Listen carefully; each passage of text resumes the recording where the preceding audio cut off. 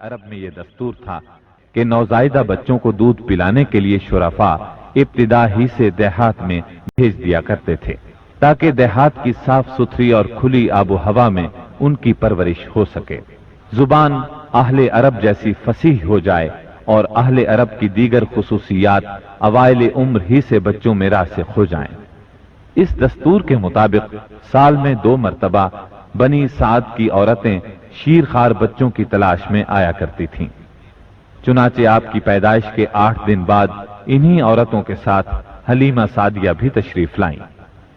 دوسری عورتوں کو تو مکہ مکرمہ کے کھاتے پیتے گھرانوں کے بچے دودھ پلانے کے لیے مل گئے، لیکن حلیمہ سعدیہ خالی ہاتھ رہ گئیں۔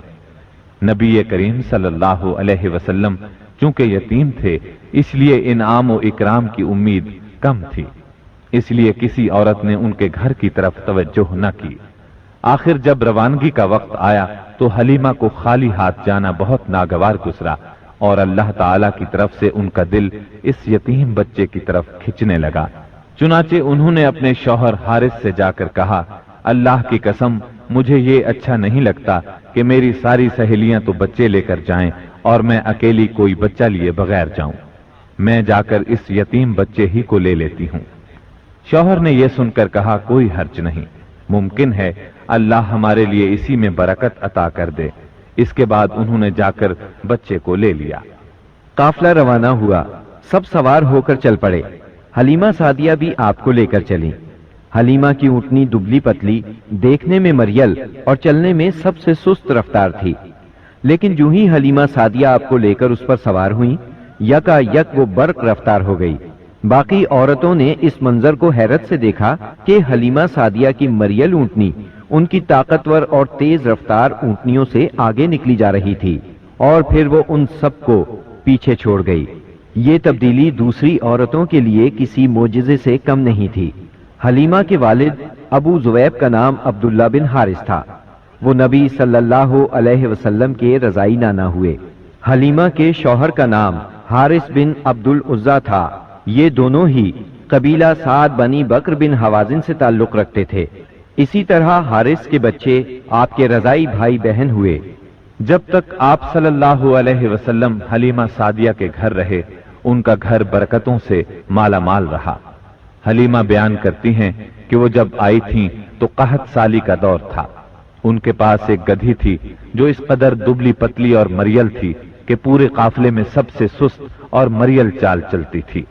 ایک اونٹنی بھی تھی مگر وہ قطرہ دودھ کا نہیں دیتی تھی۔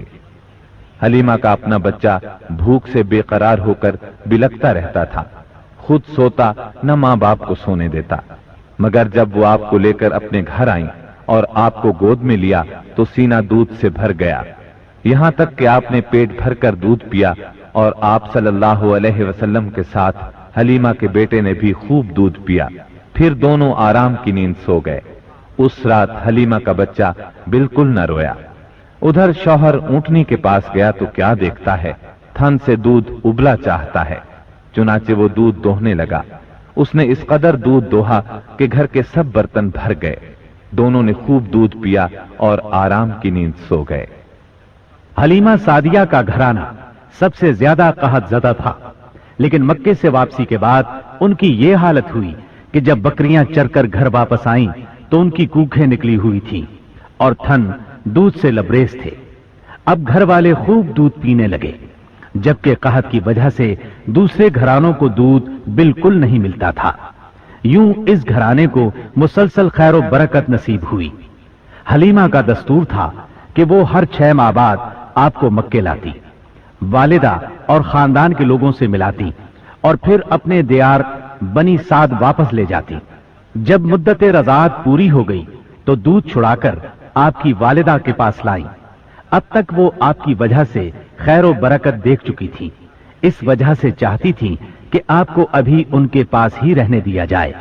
چنانچہ انہوں نے آپ کی والدہ سے کہا، کیوں نہ آپ بچے کو ابھی میرے پاس ہی رہنے دیں تاکہ یہ اور مضبوط ہو جائے، مجھے مکے کی وبا سے ڈر لگتا ہے۔